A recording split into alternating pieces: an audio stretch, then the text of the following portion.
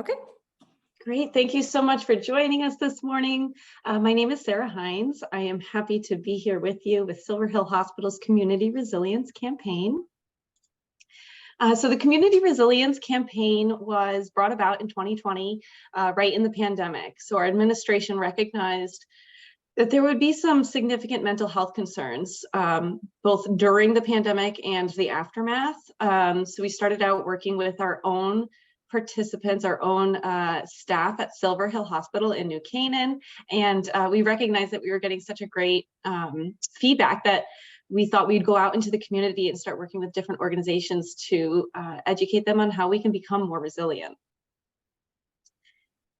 So our team is made up of retired Brigadier General Dr. Stephen Zanakis, who is a psychiatrist, adult and child psychiatrist, with many years of clinical, academic, and management experience, as well as Matt DeBernardis, who is our usual coach, who has a master's as well as a bachelor's in psychology and sports psychology. He also works with police officers and their standard training for stress management, but really focuses on the performance values of psychology.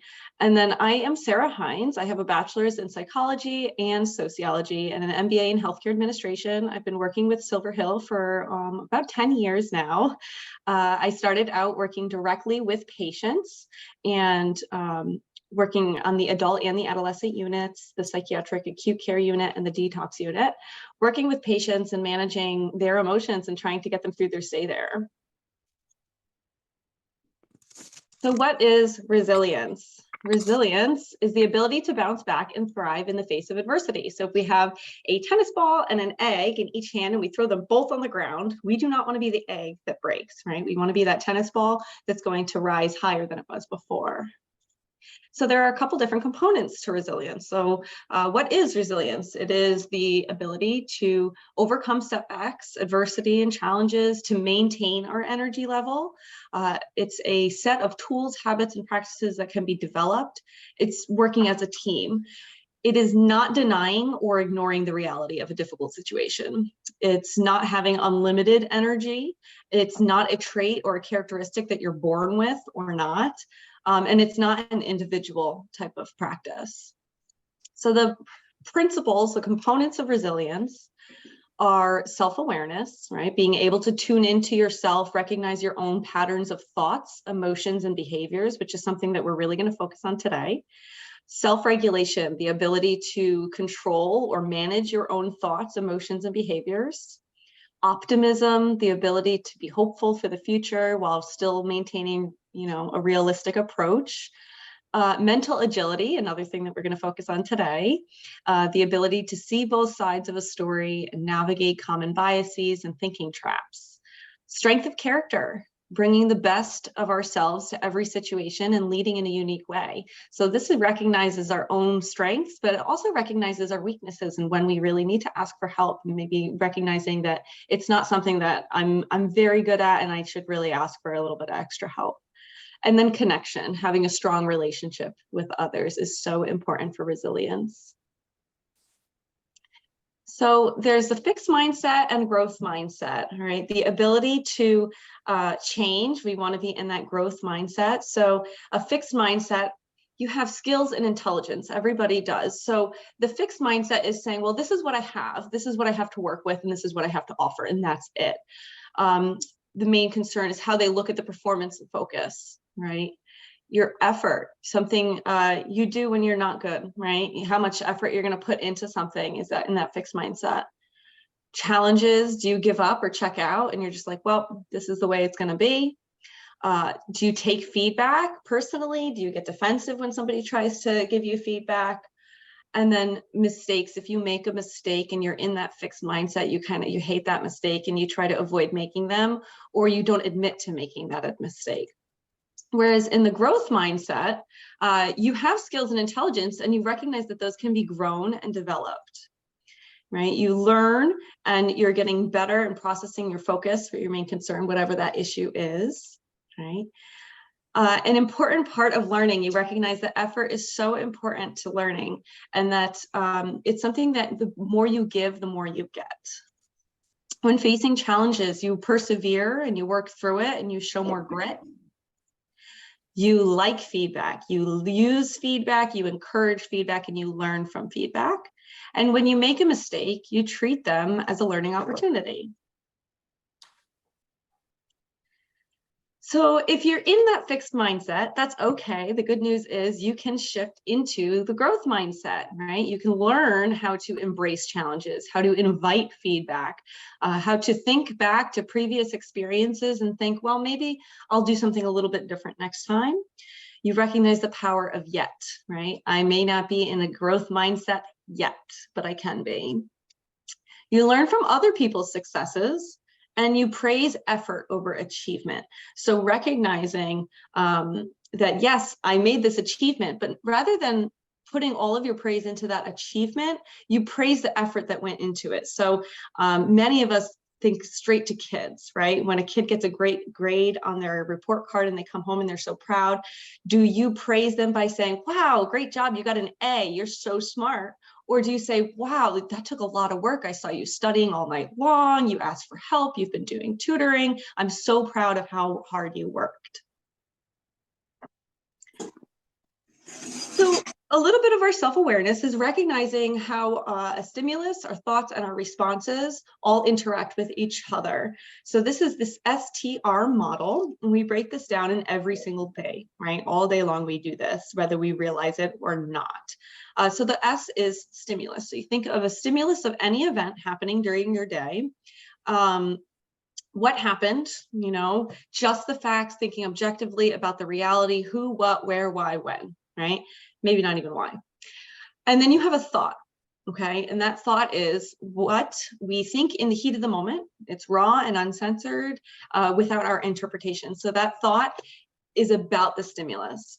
And then we have a response. Our emotions, our reactions, our behavior, and how we feel and what we do. Sometimes this happens so quickly, we don't realize that it happened.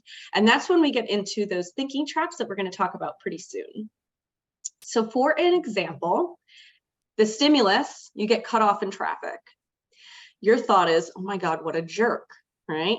And then it kind of goes into this thought genre. You have, which we're going to get into a little bit deeper, which is trespassing. They took my space. And you get angry and you honk your horn.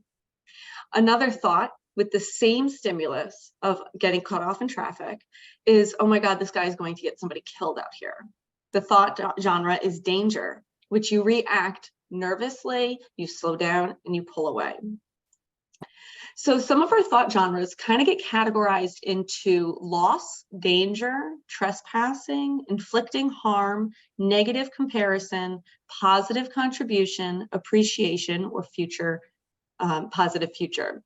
So for loss, if the thought genre goes to loss, our emotion reaction is usually sadness and we withdraw, right? If we feel like we've lost something, sometimes we feel that urge to isolate. If we think that something is dangerous, something that I value is at risk, we become angry or agitated or anxious, right? That's the natural reaction. If our thought genre is trespassing, I've been harmed or slighted, anger or aggression are usually where our thought process brings our reaction.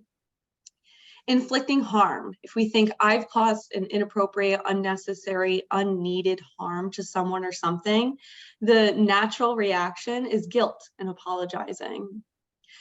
Negative comparison, if you think I'm not measuring up to others' expectations or somebody's better than me, if you're comparing yourself negatively, the most common emotional reaction is embarrassment or hiding. It kind of goes back to that withdrawal. Positive contribution. I've contributed in a positive way and I've made myself valuable. That's when we feel pride or sharing. We plan for future achievements. We kind of want to be in that zone. Appreciation. I have received something I value or I care about, and we go into gratitude and paying it forward. If our thought genre is positive about the future, there's light at the end of the tunnel, we move into those hopeful actions, hopeful emotions, and take action to move forward. So not all of our thoughts kind of fit beautifully into these categories. And sometimes we jump around a little bit. You know, we can have multiple thoughts about the same stimulus. And that's why maybe our reactions aren't always consistent. So the first thing we need to know is recognizing how to figure out what those thoughts are. And that's by managing your physiology, right? So one great way to recognize what am I feeling in this moment? What am I thinking in this moment? Is to literally just sit down and breathe, right?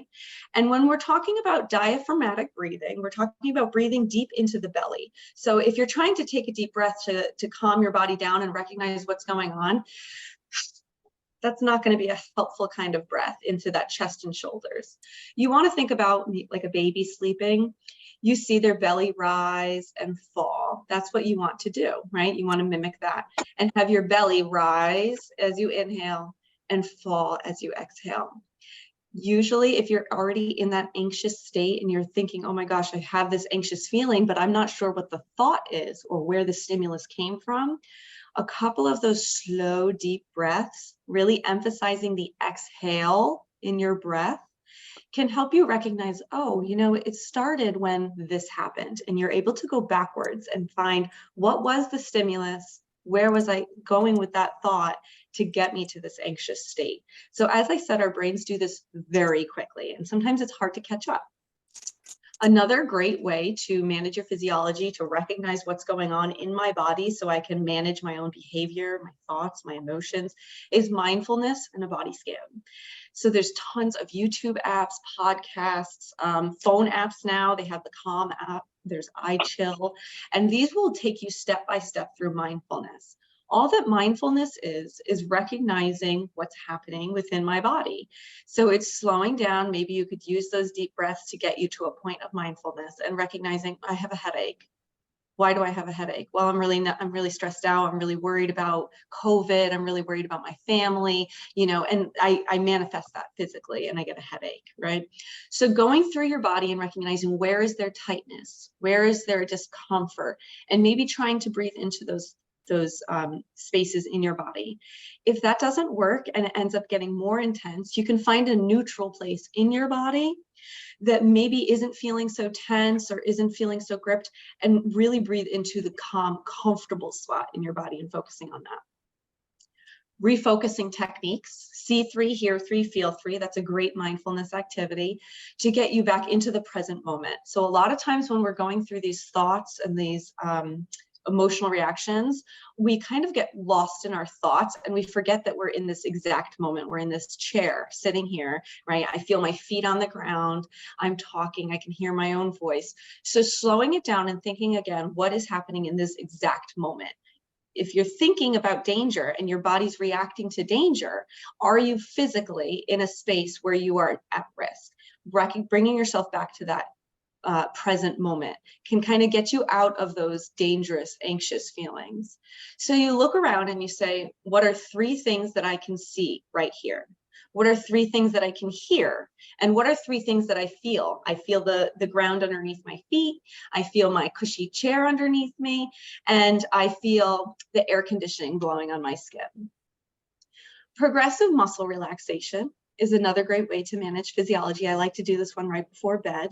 And it's squeezing certain muscle groups and tensing those muscle groups in a very systemic way, and then releasing them. So you could start with your toes and you curl your toes and your feet as hard as you can, and you squeeze that for maybe 3 seconds. It doesn't have to be a long time.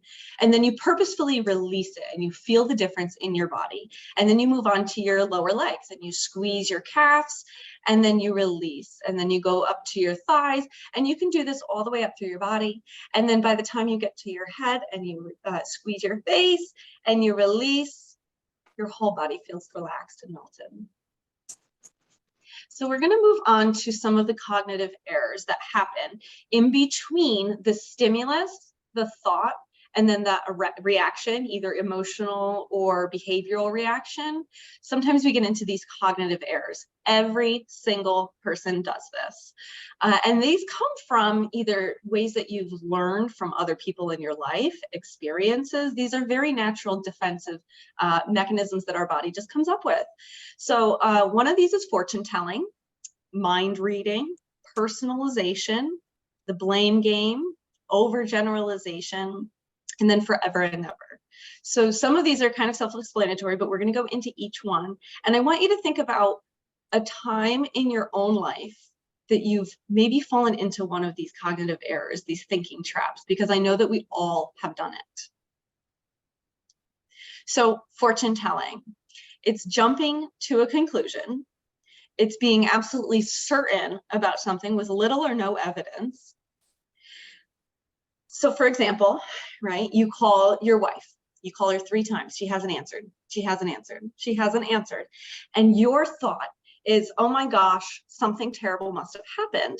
And then your body reacts with anxiety, your heart starts racing, you feel a little bit tense, and then you just call the police. All right, that's a bad reaction to something that maybe you don't have enough evidence. She just didn't answer the phone. So if we go back a little bit and we think about,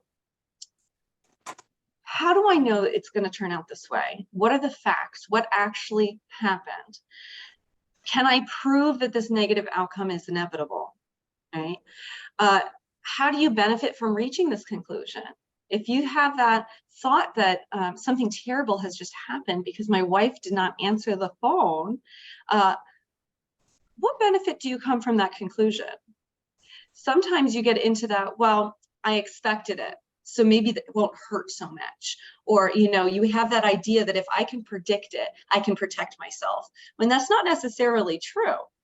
Do you have any facts? No, right? Your wife didn't answer the phone, maybe she didn't hear it. Maybe she's in the middle of a conversation and she didn't want to be rude and pick up the phone. Maybe she's driving, right? So there can be many other explanations for this. And then we have to consider what's going to happen if we can continue thinking this way. Well, if you continue to jump to these conclusions, this fortune telling, you're going to drive yourself crazy, right? There's no way that you can sustain this type of life if you just think that you know what's going to happen in the future. Nobody knows what's going to happen in the future. We have ideas, we have past experiences to expect for the future, but we can't tell the future. The next one is mind reading, right? So you assume someone else's thoughts, or you assume someone else should know what you're thinking. This is so common in like relationships and significant others, right? It often happens with spouses or significant others. She should have known I had to work late today, right? How many times do we say, well, you should have known whatever, fill in the blank. Or, you know, for example, my son doesn't want to spend time with me. I'm mind reading. Did I ask him, do you want to spend time with me? No. But I'm going to assume because he hasn't come to visit, my son doesn't want to spend time with me. That's mind reading. When in reality, if we asked your son, what's been holding you back? Why haven't you been able to visit so often? It may be, oh my gosh, you know, I've been really slammed with work. Or, oh, my kids have been sick all week and I didn't want to come and get you guys sick this week, so I haven't been able to call. You know, I've been so busy taking care of them. So there's plenty of other explanations, but we kind of shift into this mind reading. So we have to ask ourselves, how do you know that? Does assuming something make it true?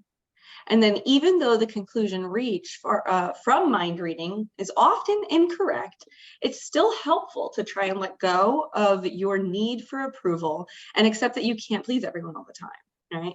So recognizing that maybe sometimes I am correct in my mind reading, right? Maybe it came up once or twice and you were like, see, I told you I was right. That does not necessarily mean that every time you have a thought, that thought is true. Personalization. This one can be tough. Personalization thinking error involves seeing yourself as the cause of everything negative, even though you're not the one responsible. This often leads to feelings of shame and guilt. Feeling responsible for things that are not yours, right? For example, your spouse is sick, right? Even though there's no direct evidence to suggest that you caused it, you have this guilt or this feeling like, oh my gosh, I should have cooked better for them. I should have encouraged them to go to the gym. I should have done this. I should have done that. And you're making it about you and making it personal rather than recognizing these things just happen sometimes, right? This can kind of go into our interactions with other people as well, where maybe they are doing something or acting a certain way, and you say, you're acting this way because of me. You don't want to be around me, or whatever it may be. Whereas really they're like, I just had a tough morning. I spilled coffee on me, right? We make it about ourselves rather than recognizing that maybe something else is going on in this person's life. So some solutions to personalization is challenging yourself to find out just how much responsibility you could truly have for what occurred, right? Try to think of external factors that could have also contributed to the situation. So this is very important. You can think about all of the things that maybe you did to contribute to whatever bad thing might have happened. But can you also consider what has happened from the outside? Have there been other things? Can you share maybe that responsibility? Maybe you'll still feel a little bit of shame or feel guilt for whatever it is. You can't change the feelings, right? But maybe you can also lessen them by considering external factors. The blame game. Blaming others or people for your circumstances, for what's happened.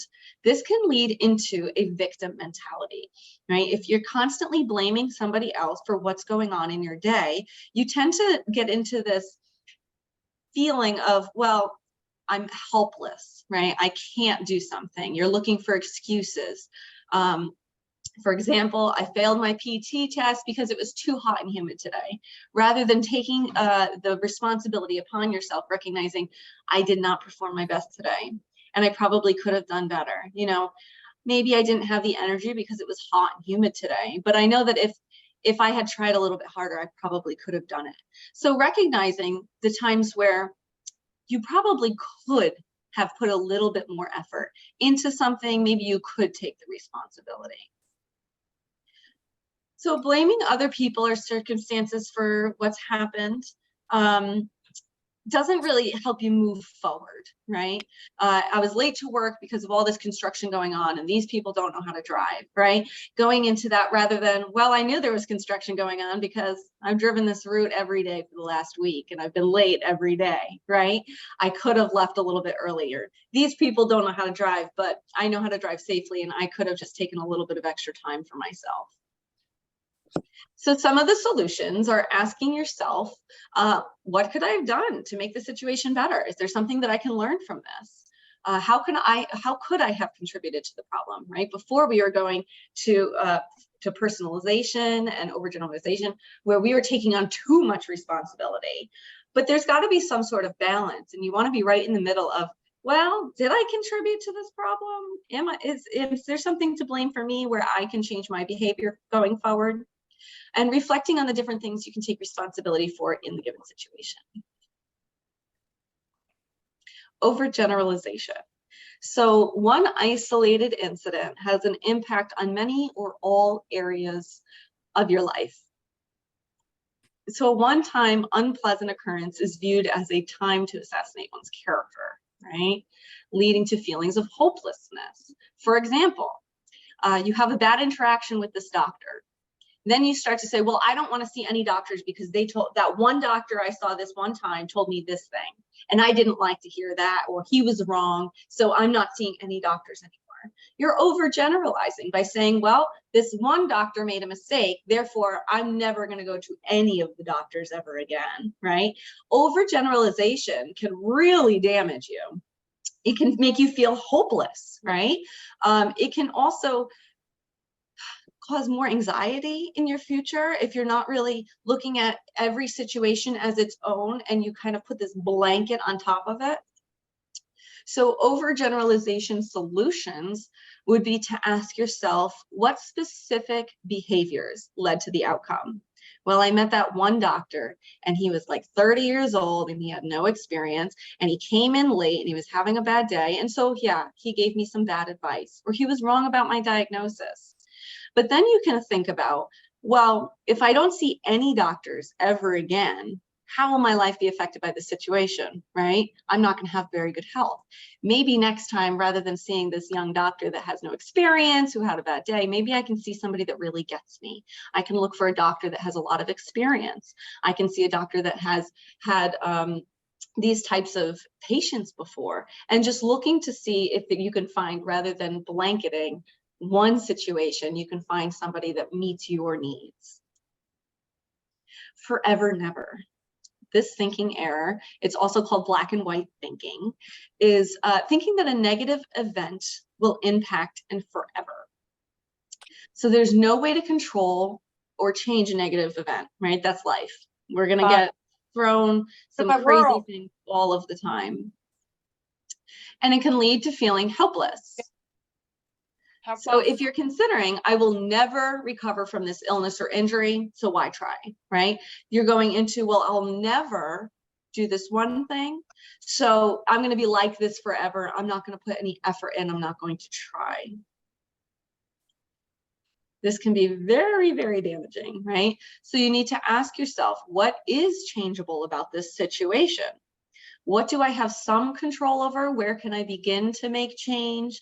And think about times where the negative impacts did not last forever and you were able to showcase resilience. So thinking about what we have control over can be really overwhelming sometimes, right? Especially when we feel the need to control what is not ours to control. So thinking about, well, this terrible thing happened to me, right?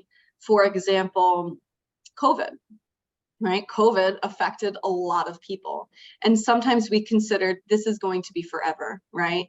I'm never going to be able to see my family again. I'm never going to be able to go outside without a mask on again. I'm never. And this is going to go on forever, ever. We know that's not true, right? It took a lot longer than we wanted it to, but we're a couple of years out now and things are starting to go a little bit more normal, right? We're going back outside. You don't need to wear a mask at the grocery store anymore. Things have, like, normal things are open again. You can go to a movie theater. There are certain things, so it did not last forever. Thinking about what we have control over. Well, I do have control over how many times I call somebody if I'm feeling isolated. I do have control over FaceTime, right? I can FaceTime my nephew. I love to do that when I'm far away. Or I can make sure that I do wear a mask so that I don't get sick, so I don't feel isolated. Thinking about the things that we do have control help us feel like it's not going to last forever. Confirmation bias. As we get older, we start to think a little bit that we know it all and that we know how things are going to work. So confirmation is seeking and interpreting information that confirms a pre-existing belief. So it affects your decisions and how you see the world around you. Your brain sees challenges to your belief as a threat. To protect yourself, the brain sticks to the beliefs you're already identifying with. So this one we see a lot in politics, right? We have this belief that, this leader can do great things for us. And then when we show the facts that maybe they're not doing what they said they would do, or maybe it's not turning out the way we thought it would turn out, we have a hard time reconciling that we were wrong. And so we go into this confirmation bias of anything that goes against what we originally thought, that's a threat. You're lying to me, that's not true, right? We get into this very defensive mode. So as I said, it acts on our beliefs. The stronger our belief, the stronger the impact of the confirmation bias. So if it's close to our values, it's very, very hard to challenge. Evidence that confirms our belief are weighted more heavily than evidence that does not confirm our belief. So sometimes we'll look around and we'll see very little things that maybe do confirm our belief. Let's say that political leader is doing something that they said they would do. Maybe it's not as significant as they had said it was, but we're going to weigh that more than anything countering that, right? We're more likely to seek further evidence if we find evidence that does not confirm our belief. We're more likely to remember evidence that supports our beliefs. So this can be a tough one because you end up having to do some research on both sides. And it's hard to kind of go back into that neutral zone of thinking about things and weighing them equally. So fighting the confirmation bias, you have to ask yourself the tough questions, right? Is there a bias here? Sometimes there is, and we don't even see it, and we need somebody else to point it out to us. Or sometimes we say, I don't think so, right? I don't think I'm being biased here, but I have an open mind that if I'm being biased, I want to see all the facts. So I'm going to research both sides. So you seek opposing evidence, right? You're looking, what does the other side say? And then you're going to consult with others that don't hold your same belief. This can feel very, very uncomfortable at first. Talking to people that don't have the same views as you can feel threatening, right? Recognizing that and saying, I've looked at both sides now. Talk to me about why you see it your way. And then when you feel in your body that this is getting to be too much of a conversation that I'm not ready for, or maybe, you know, they're challenging my own beliefs and my brain's just not ready for it yet. It's okay to take breaks, right? It's absolutely okay to be like, let me think on that. I hear you, but I'm feeling, you know, my chest is getting a little bit tight. I'm getting a little overheated. Let me think about that and I'll get back to you. Another great way to combat that negativity bias is to hunt for the good stuff. So gratitude, being thankful for something or expressing appreciation. This counteracts the negativity bias, right? So let me move this over. If you're noticing and remembering and weighing the negative events more often and heavily than the positive events, it has an evolutionary backing, right? When we were hunters and gatherers, it was important to be on the lookout for something that can hurt us, right? It's a survival tool. Now it affects us on a daily basis, even when there's no danger in our life, okay? So looking for the positive. If your negativity bias is, this day is terrible, every day is terrible, and I'm gonna wake up and it's gonna be a bad day, right? If that's already the thought that I'm having, that negative bias, then I'm already going to be looking for things in my day that are negative.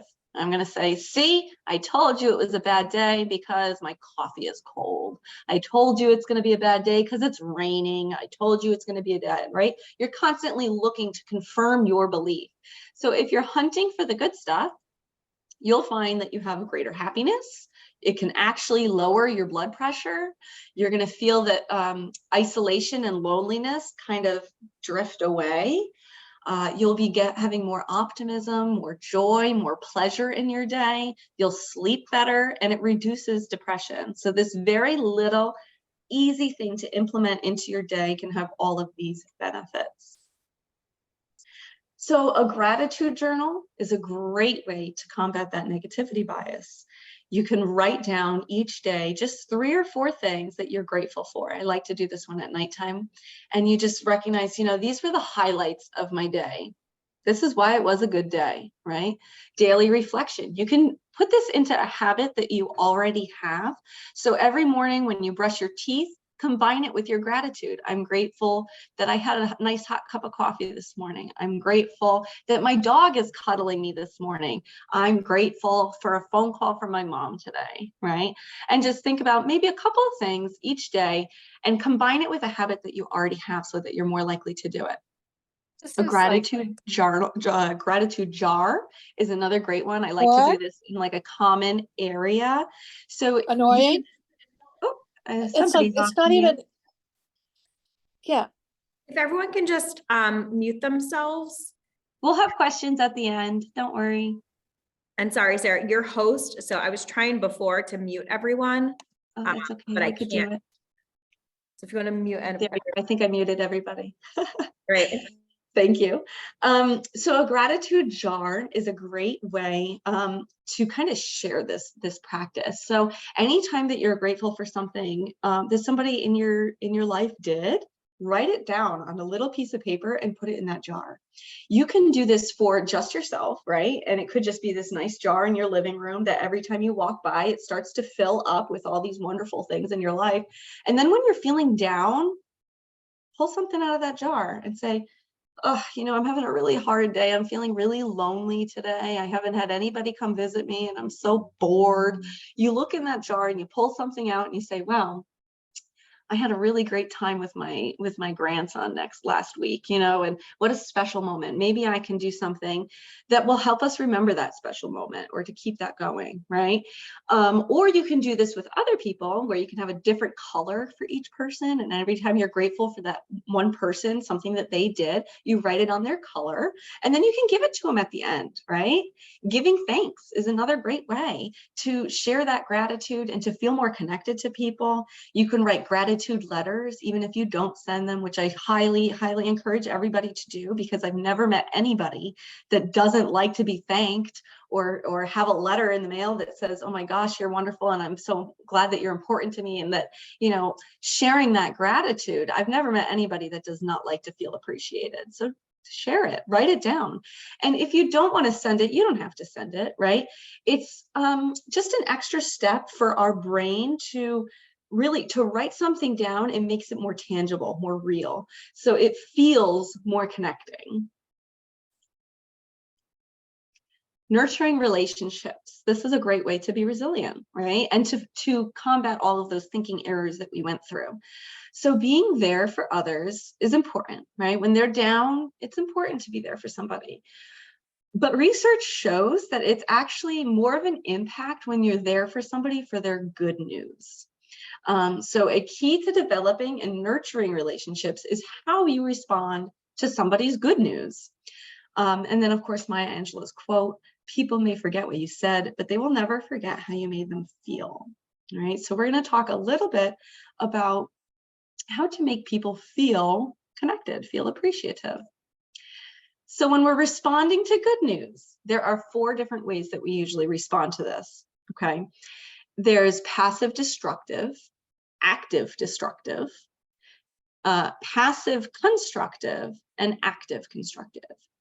So actually only one of these is like the best way to respond to somebody. But I'll remind you that we fall into all 4 of these categories on a daily basis. We just do, okay? So passive destructive is when you ignore the event, or you change the topic, or you're that one-upper, you know, oh, you had a nice vacation, well, I had a better vacation, right? Or you're the conversation hacker, right? Hijacker. Somebody's trying to give you some great news and you're just like, that's great, don't care, move on, right? That's the passive destructive. It may not necessarily be malicious, but it's not connecting either. And then there's passive constructive. This is when you're disinterested, right? You're not really paying attention, or you're distracted, or you're not matching their tone. Maybe they come home and they tell you some really exciting, great news, and you're just kind of cooking dinner and you're busy and you're like, that sounds great. I'm very happy to hear that, right?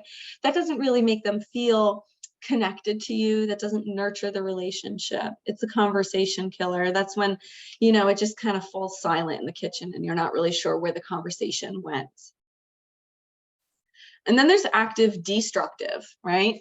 That's that joy thief, the person that creates doubt or concern. They point out the negatives or they minimize the event.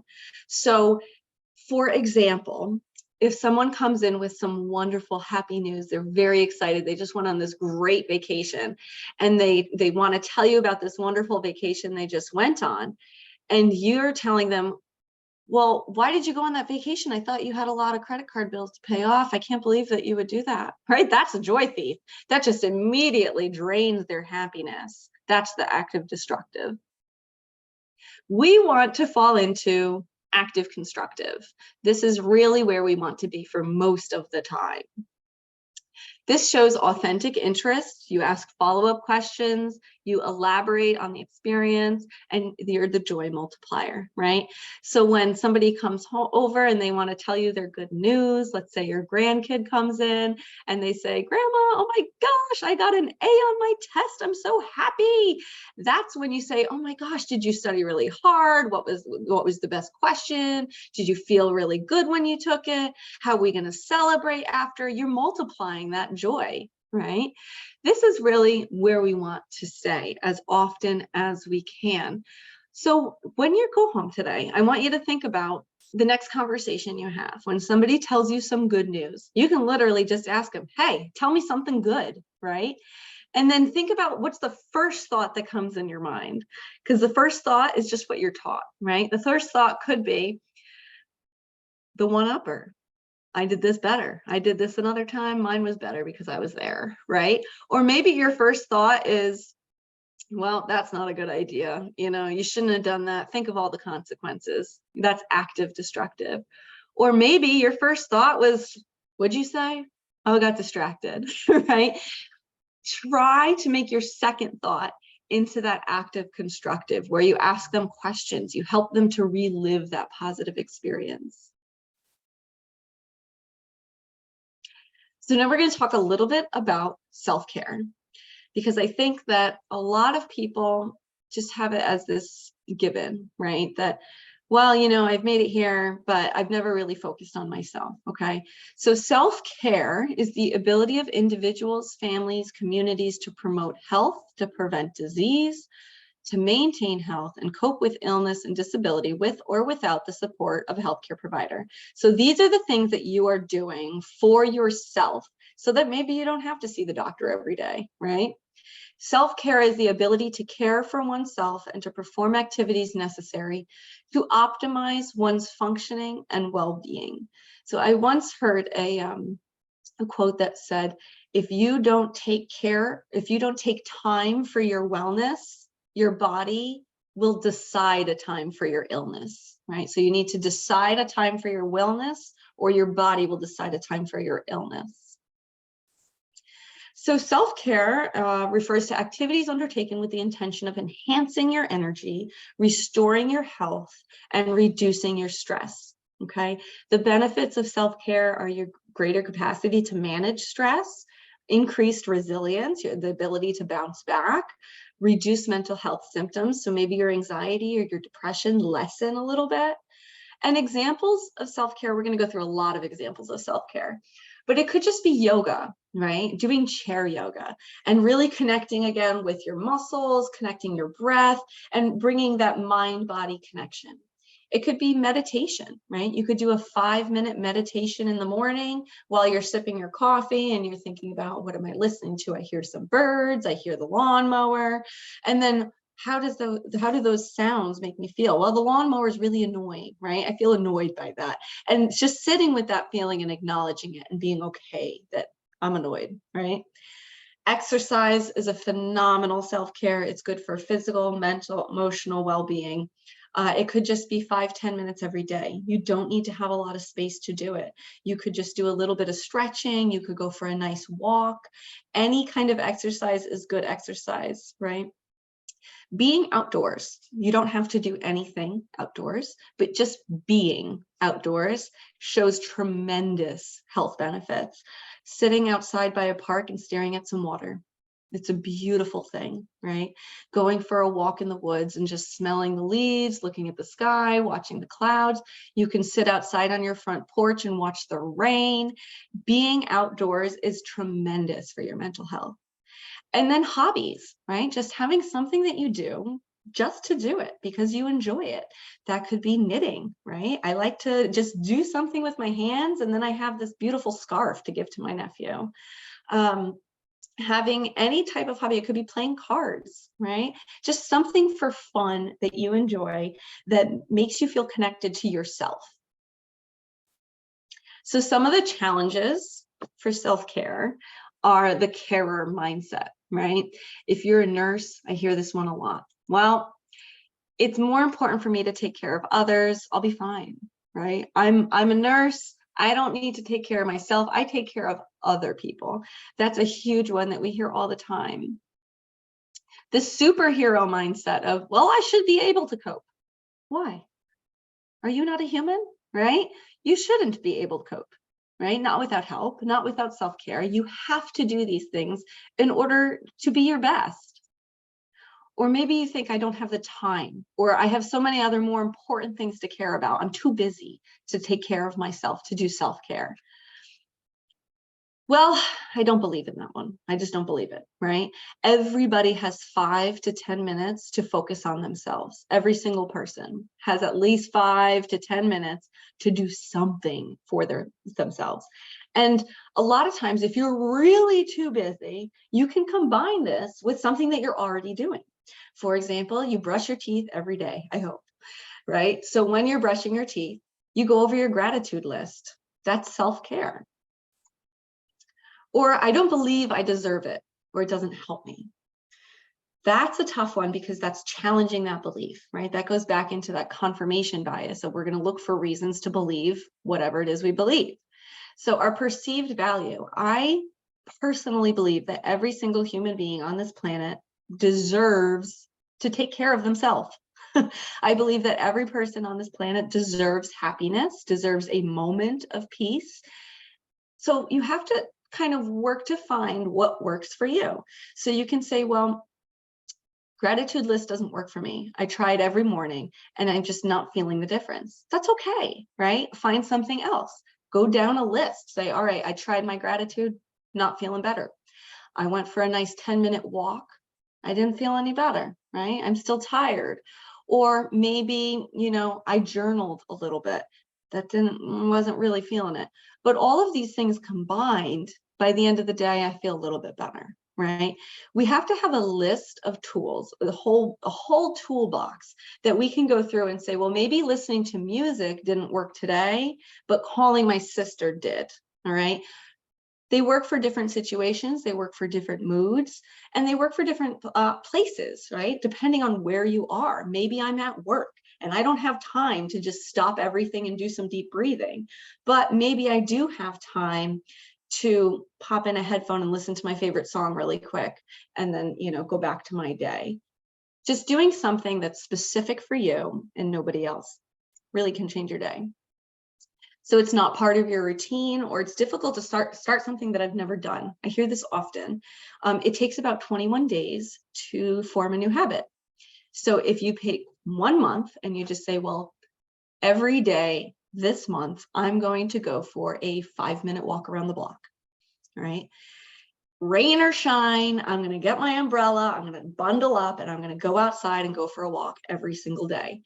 Write it down, right? Put it into your calendar, into your schedule, or you can combine it with something that's already in your routine, like the brushing of your teeth, or something that you're already doing every day. You can add it in so that it doesn't feel like such a burden.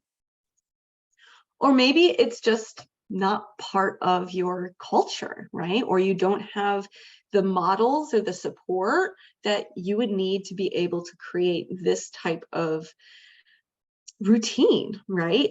So if you say, I don't know anybody else that's doing this, be the trendsetter, right? Be the person that really emphasizes this, that says, it's really important for me to get my 10 minutes with my coffee this morning and quiet. And I would love to hang out and talk with you, but I really need my morning time. Okay. I do that to my husband. He doesn't mind, right? We've gotten that into a routine of every morning I sit outside and I listen to the birds and I drink my coffee. After that, we can talk and go about our day, whatever else needs to happen. But I'm going to do this for me. And I am that trendsetter, right? Or you can be that person that supports and models this for other people. So you can be that person that says, hey, you're looking a little bit down today. You want to go for a walk? We don't have to talk or anything unless you want to. Or you can be that person that says, hey, what's that song you showed me? I really loved that. I need some new music, right? And you can really just pull it out of other people to create that support system. You can be that person to build it up, right? I think that all of these challenges have their place, and there's a reason that we've created these types of mindsets, right? We got into that thought genre, but we're able to change our behavior. And the more often that we change the behavior, the reaction, even if it's the emotional reaction, we will be able to change the thought that comes after that stimulus. Many of these thought errors that we have can kind of lead into all of these little dangerous zones of not caring for ourselves, or maybe not connecting. Nobody wants to be that joy thief. Nobody wants to be that person, but somehow we got lost along the way in our thoughts and in our experiences that this is kind of where our brain goes, right? It just shifts into that certain mindset that maybe I don't like having. You can change that, right? And self-care is one of those ways to move forward. So I'm going to leave time for questions. I wanted to have ample time for questions. If you are not sure of your question yet, you can absolutely email me. I would be more than happy to reach out to you guys and move forward with some more resilience coaching. We also have a survey that was in the beginning of the presentation. If you had not seen it, I can enter the link into the chat. I would really greatly appreciate it. It's just like a 5-minute survey asking basically, what are your self-care skills? What are you doing for self-care? How much are you sleeping? So that I know best how to research and move forward to find workshops that work for you and meet you where you're at. Do we have any questions? Thank you so much, Sarah. That was fantastic. I really do appreciate it. So let me go into the chat. So if anyone has any questions, please. I have a question. This is AK asking a question. Absolutely. Hi, you are really, really good. I wished I had started right from the beginning. The only concern I have is I would like to go back and listen again and maybe even print the slideshows if that's possible. And I have a friend who would really benefit from what you everything you just said. Is there a way to do that? Absolutely. So this has been recorded and I can send you my PowerPoint slides as well. Great. How would I, So this has been recorded. Give me until tomorrow and we'll have it on the Fairfield Health Department website. And then that will be shared. What town are you in? are you asking me the question, what channel I am? No, I am, what town do you live in? oh, Greenwich. Greenwich. Okay. Yep. So we will send it to our Greenwich partners and we'll make sure that they get it on their website as well. But How would I know where to go to find yeah, it? so I will put it in the chat. I will have it up on the Fairfield Health Department website, Okay, fieldct.org /health. and find my chat here. Okay. But it's just So, fairfieldct.org /health. Like I said, give me until tomorrow to get it chat. up and I found the get chat. it up, and Got then it. we'll also share it to all of the other towns as well. Fantastic. Okay. Thank you very much. I appreciate it. And also, some of the other towns do run this on their government access stations. So there will be a listing as well, and we can just make sure we get that out to our local health department so that they have the information for you. And we'll be able to access the information on the chat anytime later on as well. So yeah, I mean, if I show the chat, it will be, it's also being recorded. Great. Thank you. Okay. But we're glad you enjoyed it. Sarah was phenomenal. Absolutely. Thank you. Thank you. Does anybody have any other questions or scenarios they'd like to discuss?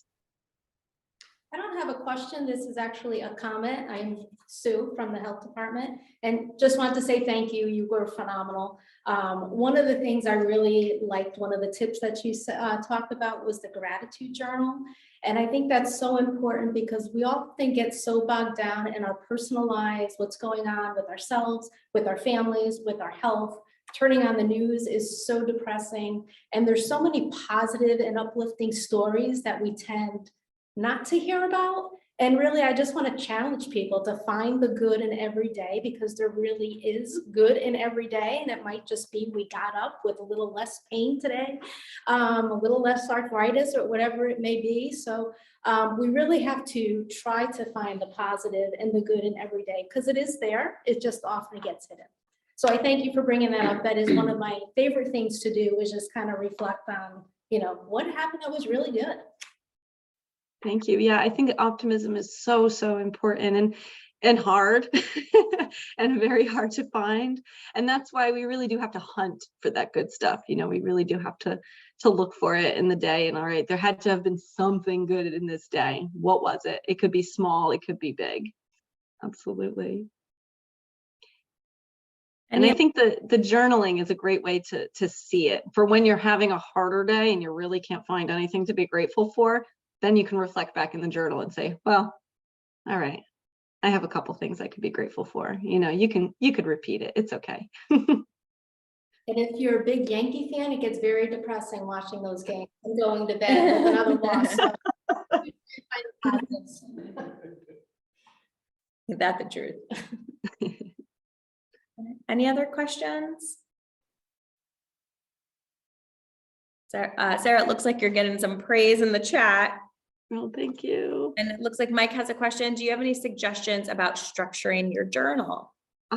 Great question. So I'm a big journal person, and I actually follow a Pinterest page on the app for different types of journals. So there are a million different ways to structure your journal. It could be very simple, and it could just be a list, right? It could be a very basic list of what you're grateful for that day. It could be a more creative approach where you are adding drawings. It could be scrapbooking. It could be adding pictures, family pictures, like I'm grateful for my niece and my nephew. So I put a picture of them in the journal, and that's kind of, I make little hearts around it or whatever I want to do to just have it more fun.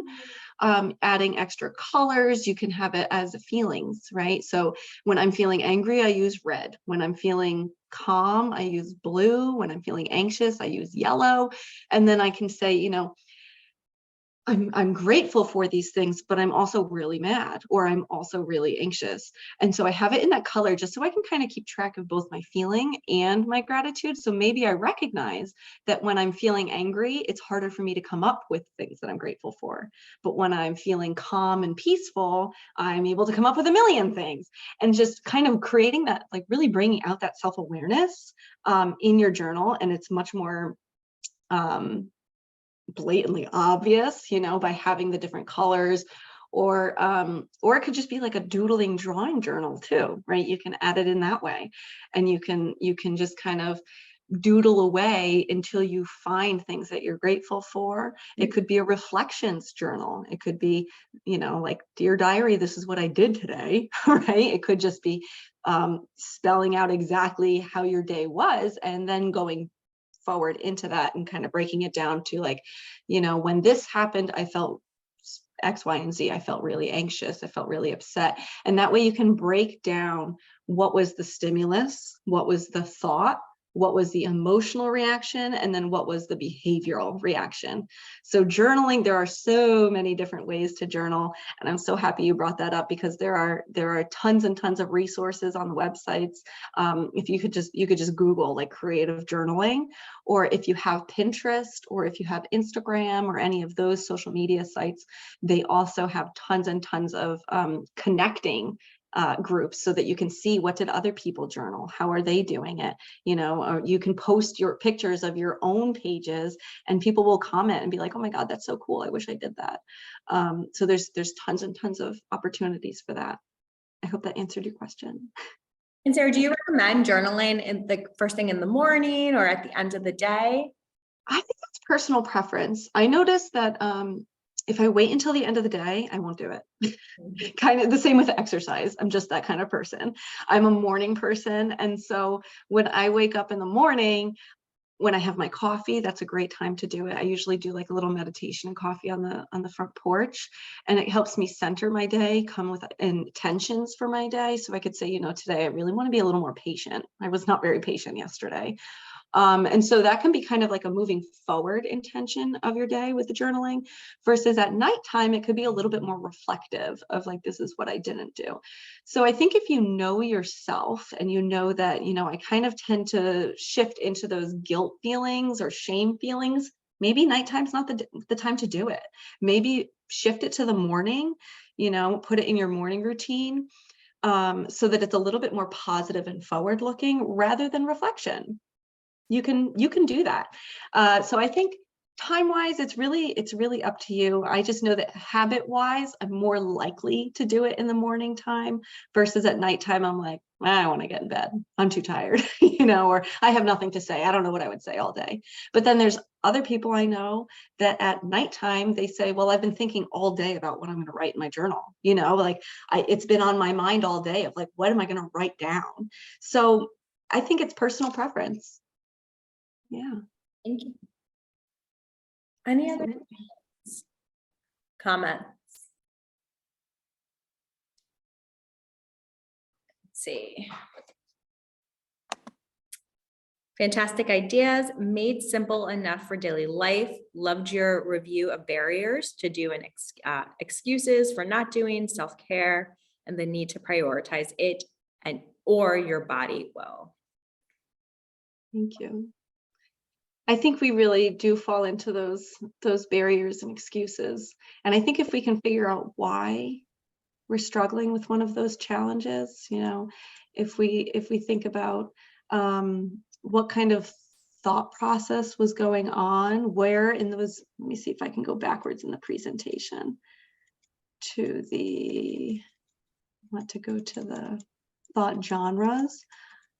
If we find out which genre we're kind of hanging out in, we're able to combat those barriers a little bit better. So it really is a combination between self-awareness and then self-regulation, you know, making yourself accountable. So if I realize that, you know, I'm kind of falling into those loss genres and I'm really focused on what I've lost and what I can't do or what I, you know, I'm going to isolate and I'm going to feel sad and I'm going to feel lonely.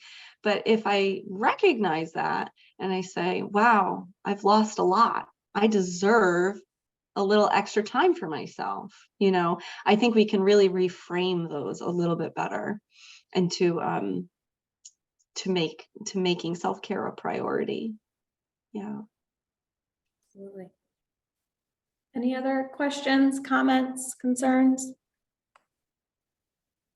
Yes, I do.